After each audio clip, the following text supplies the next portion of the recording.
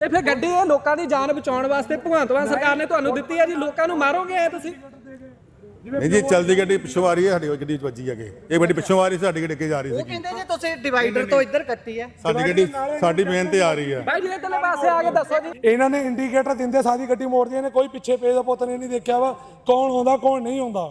ਤੁਹਾਨੂੰ ਇਹਨਾਂ ਦੀ ਗਲਤੀ 100% ਤੁਸੀਂ ਕਹਿ ਰਹੇ ਹੋ। ਸਾਰੀ ਮੇਰੀ ਫੈਮਿਲੀ ਬੈਠੀ ਆ ਜਾਂ ਅਸੀਂ ਕਿਹੜਾ ਪੀ ਕੇ ਆਏ ਆ, ਡਰਿੰਕ ਇਹਨਾਂ ਨੇ ਕੀਤੀ, ਇਹਨਾਂ ਨੂੰ ਇਹ ਨਹੀਂ ਪਤਾ ਗੱਡੀ ਕਿੱਥੋਂ ਕਿੱਦਾਂ ਮੋੜੀ ਦੀ ਆ। ਇਹ ਥਾਣੇਦਾਰ ਸਾਹਿਬ ਗਲਤੀ ਮੰਨਦੇ ਹੋ ਤੁਸੀਂ ਵੀ ਕਿ ਗਲਤੀ ਹੋਈ ਤੁਹਾਡੀ? ਜੀ ਜੇ ਕਿਸੇ ਨੇ ਡਰਿੰਕ ਕੀਤੀ ਹੈ ਤਾਂ ਕਾਰਵਾਈ ਕੀਤੀ ਜਾਵੇ। ਠੀਕ ਹੈ, ਉਹ ਤੋਂ ਕਾਰਵਾਈ ਤਾਂ ਉੱਤਾ ਵੀ ਹੋਣੀ ਹਾਂ, ਆ, ਕੋਈ ਗੱਲ ਨਹੀਂ, ਕੋਈ ਗੱਲ ਜੋ ਇੰਨਾ ਕਿਸੇ ਨੇ ਕਿਸੇ ਦਾਰੂ ਵੀ ਹੋਣੀ ਆ। ਨਹੀਂ ਪੀਤੀ ਕਿਸੇ ਨੇ, ਡਰਾਈਵਰ ਭਜਾਇਆ, ਡਰਾਈਵਰ ਕਿੱਥੇ ਗਿਆ ਜੀ? ਇਸ ਗੱਡੀ ਨੂੰ ਉਹ ਨਾਲ ਲੈ ਕੇ ਗਿਆ ਹੈ। ਡੈਸ਼ਬੋਰਡ 'ਚ ਕੈਮਰਾ ਲੱਗਾ ਹੋਇਆ, ਇਹਨਾਂ ਦੇ ਡੈਸ਼ਬੋਰਡ ਦੇ ਵਿੱਚ ਕੈਮਰਾ ਲੱਗਾ ਹੋਇਆ, ਕੈਮਰੇ ਦੀ ਰਿਕਾਰਡਿੰਗ ਕਢਾਓ ਫਿਰ ਪਤਾ ਚੱਲੇਗਾ ਸੱਚ ਤੇ ਝੂਠ।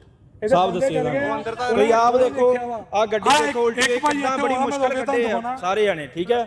ਤੇ ਇਹਨਾਂ ਨੇ ਜਿਹੜੀ ਜੋ ਵੀ ਇਹਨਾਂ ਨੇ ਗੱਡੀ ਹਾਂ ਸਰ ਜੋ ਵੀ ਹੈਗਾ, ਠੀਕ ਹੈ, ਇਹਨਾਂ ਨੇ ਕਿਹਦੇ ਲਈ ਬਣਾਈ ਆ?